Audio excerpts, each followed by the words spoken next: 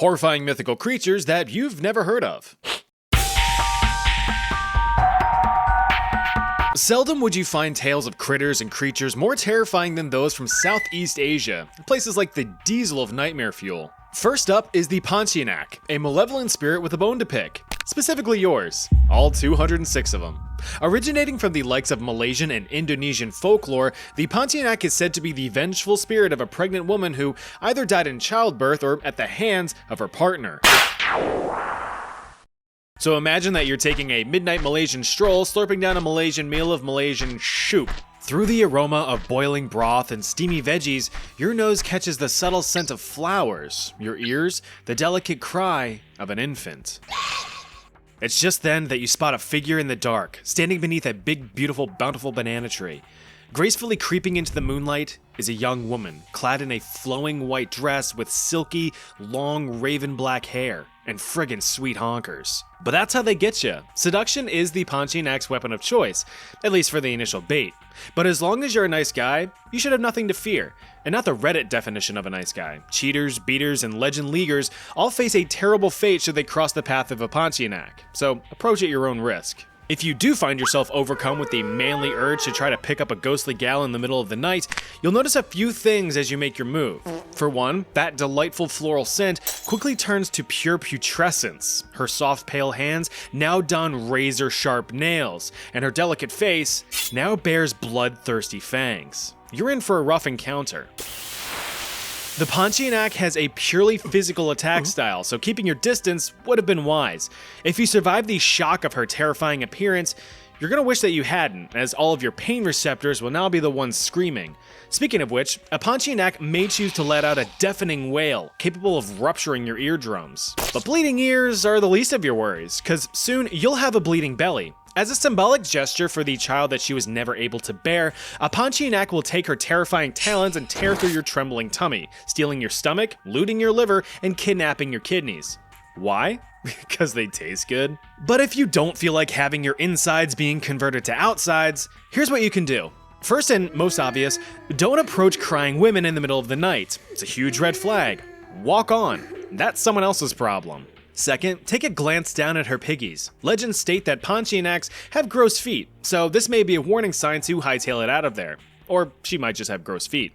As a third option, albeit a bit expensive, is that Pontianaks apparently hate the sound of cannon blasts, so if you're facing peril, have her stare down a barrel. Fourth, final, and most effective if you find yourself about to be shredded to bits, is managing to get behind the spooky spirit and jamming an iron nail into the nape of her neck. This is the Pontianak's factory reset spot, rendering her docile, subdued, and apparently according to some strange versions of the legend, she will become quote-unquote the perfect wife, at least until the nail is removed. Then she just gets back to her murderous ways.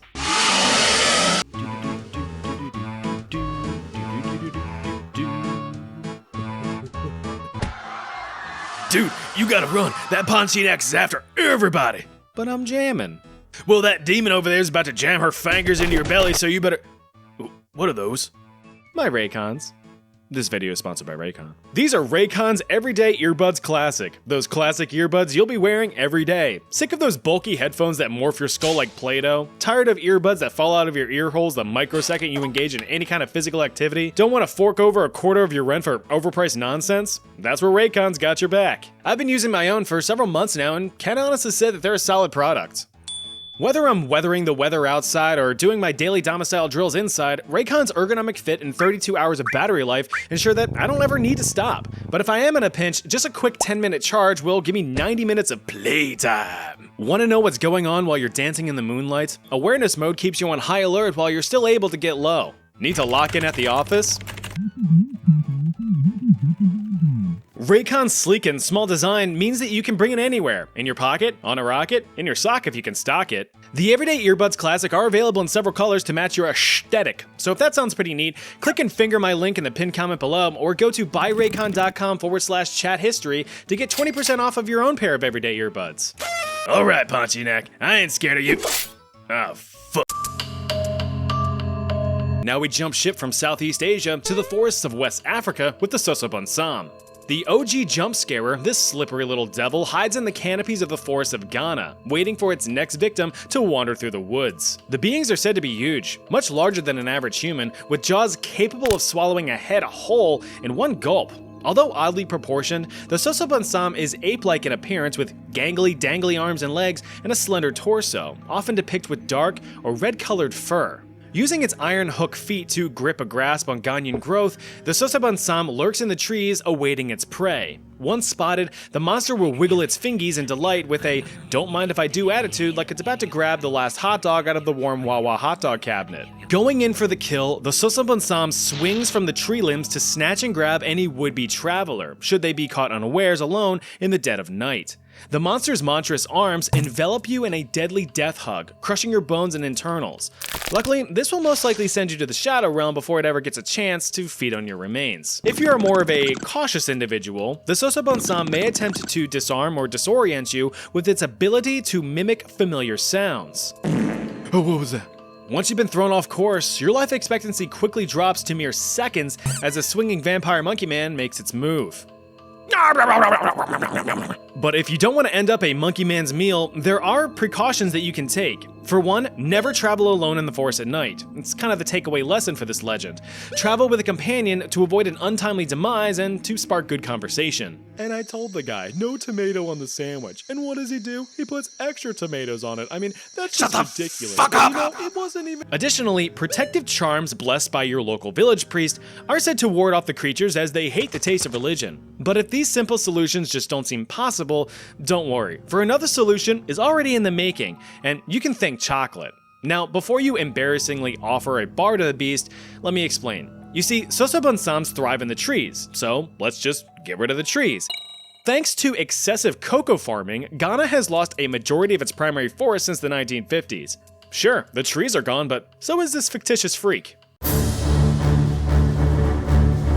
Strap on some earmuffs, cause this next creature's a real screecher. Slopped out of southern Slavic folklore is the Drekavac, which translates to the Screamer. This myth takes on many forms across several different variations of its story, but for this video, we will go with its infant form. The Drekavac is said to be the restless spirit of an unbaptized child, desperate for salvation. According to legend, the Drekavac takes the form of a gray, emaciated young child. Little limber limbs accompany its frail stature, offset only by its monstrously large dome, which definitely devastated a birth canal upon entry into this world. They are most prevalent around Christmas time, sure to put a damper on anyone's festivities, but they certainly will not go unnoticed. Problem is, one glance at this little fellow will make you go, ugh. Not a thought exists behind its bulging, glassy black eyes. No thought, but death. If it wasn't obvious by its name, the Drekavac is capable of emitting eardrum-rupturing shrieks, able to bring you to your knees in a single squeal. Yeah, like that. Now, the Drekavac itself is not an immediate threat in terms of it wanting to convert you into a fresh marinara. Instead, it serves as a looming omen. It is said that those who find themselves in its shadow are doomed to die a terrible death in the coming days. Whole villages may suffer cruel fates should they spot one nearby. The legend itself is often used as a deterrent for young children, teaching them to not wander too far from home lest they cross paths with the diminutive demon. Strange howls or yells in the night from local wildlife are often attributed to the Drekavac as a way to prove their existence to traumatized children. I mean, some of us were told that a giant anthropomorphic rabbit breaks into our houses once a year to leave us candy offerings in exchange for good behavior, so is it really that far-fetched? Parents do a lot to make sure that their kids behave, don't they? Honestly, I can't wait to tell Little Chat one day about how a small fairy will break in through his window to steal his dead teeth in exchange for a few bucks. Well, like most critters, the Drekavac can be defeated. The most obvious method is having the child properly baptized, finally putting its soul to rest. So, just have your friendly neighborhood priest join the party and cast holy on its unholy ass. Or, you know, splash a cup of holy water in its face. Rest in peace. Japanese folklore. Definitely a very creative culture for instilling fear into kids and adults alike. After all, we need to balance the uwu anime girls with something a bit more fearsome. The Teke Teke does just that. Born from tragedy, this ghastly ghoul is the result of a young woman or schoolgirl who had fallen or was pushed onto train tracks and failed to get out of the way in time, causing her to become 50% lighter, but 100% angrier. I prefer the story of it being a malicious push, as simply just falling onto the train tracks is your own fault. Stay behind the yellow line at all times, people. Being a vengeful spirit, or Andrea, the Teke Teke is a violent little vixen, aiming to hunt down the living who wander around deserted locations or train tracks in the middle of the night. Her existence serves solely as a cautionary tale for kids, discouraging any late-night adventures to such places. It's interesting the tales that parents come up with to protect their children. So instead of it being like, "Alright, Dad, I'm going to that old abandoned factory with some friends." The hell you are, that place isn't safe. It's more like, "Alright, Dad, I'm going to that old abandoned factory with some friends." Sure, no problem. Just make sure you don't get murdered by the factory fingerer. What? Any encounter with a Teke Teke could be your last. While they are just a half-body apparition of a young girl, they're still a force to be reckoned with. You may first become aware of its arrival by the sound of its hands slapping on the cement, which is how it walks, and the origin of its onomatopoeic name. In some tellings of the story, she carries a small scythe as a weapon. Others, she bears razor-sharp nails. If approached, she may ask you a simple question. Where are my legs? In Japanese, of course. This is a trick question. She ain't got no legs, Lieutenant Dan. Though, if you see a ghostly gal with her insides spilling out lumbering towards you on her hands, it should be common sense that you 180 the hell out of there. But you'd be wrong. Although she is restricted to just arms for movement, she is noted to be incredibly fast, even able to catch up to cars if necessary. Once she gets a hold of you, she will treat you to a similar fate as her own, using her scythe or nails to crack you open like a football Sunday beer can. Now, according to legend, and unfortunately for you, there's no clear way to defeat her, mainly just heeding the tale's warning to avoid deserted areas and train tracks. However, I'm sure a solid 45-yard field goal attempt could get the job done.